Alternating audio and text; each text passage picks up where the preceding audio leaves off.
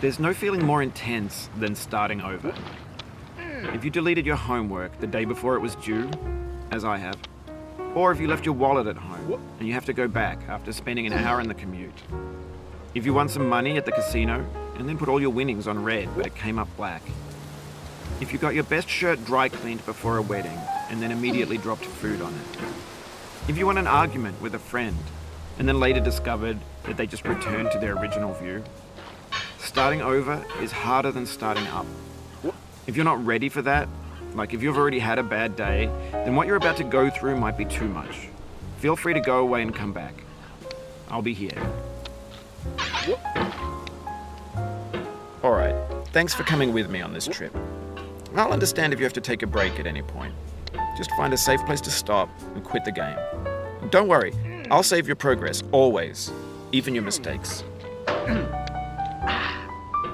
This game is a homage to a free game that came out in 2002, titled Sexy Hiking.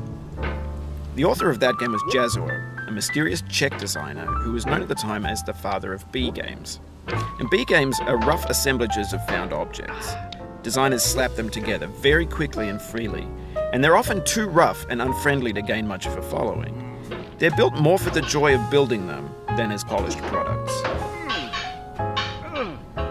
In a certain way, Sexy Hiking is the perfect embodiment of a B game.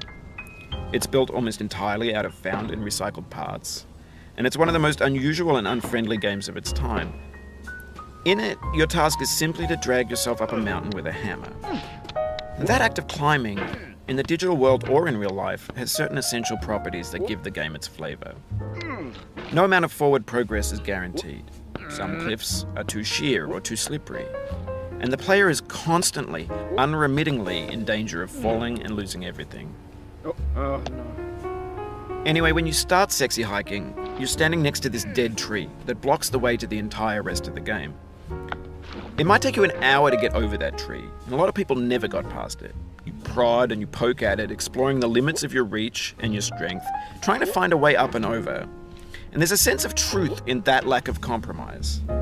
Most obstacles in video game worlds are fake. You can be completely confident in your ability to get through them once you have the correct method or the correct equipment or just by spending enough time.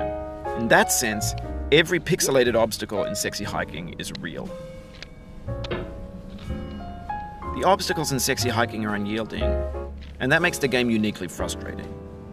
But I'm not sure Jazzuo intended to make a frustrating game.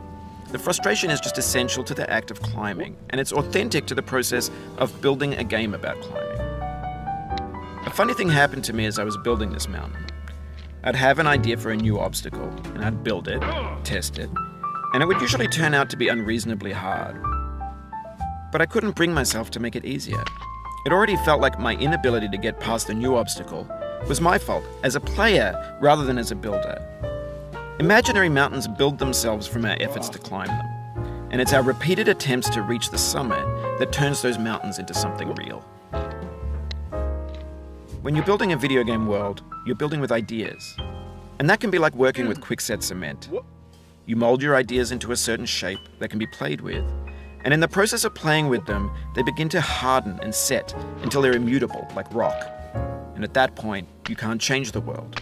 Not without breaking it into pieces and starting fresh with new ideas. For years now, people have been predicting that games would soon be made out of prefabricated objects, bought in a store and assembled into a world. And for the most part, that hasn't happened, because the objects in the stores are trash. I don't mean they look bad or that they're badly made, although a lot of them are. I mean they're trash in the way that food becomes trash as soon as you put it in the sink. Things are made to be consumed and used in a certain context, and once the moment is gone, they transform into garbage. In the context of technology, those moments pass by in seconds. Over time, we've poured more and more refuse into this vast digital landfill that we call the internet. It now vastly outnumbers and outweighs the things that are fresh and untainted and unused. When everything around us is cultural trash, trash becomes the new medium, the lingua franca of the digital age. And you can build culture out of trash, but only trash culture. B games, B movies, B music, B philosophy. Maybe this is what digital culture is. A monstrous mountain of trash, the ash heap of creativity's fountain. A landfill with everything we ever thought of in it. Grand, infinite, and unsorted. There's 3D models of breakfast, Gen X's fanfic novels, scan magazines, green screen Shia LaBeouf, banned snuff scenes on LiveLeak. Facebook's got lifelike bots with unbranded adverts and candid shots of Kanye and Taylor Swift mashups, car crash epic failed GIFs, Russian dashcam vids, discussions of McRibs, discarded, forgotten, unrecycled, muddled, rotten, untitled. Everything's fresh for about 6 seconds, until some newer thing beckons, and we hit refresh. And there's years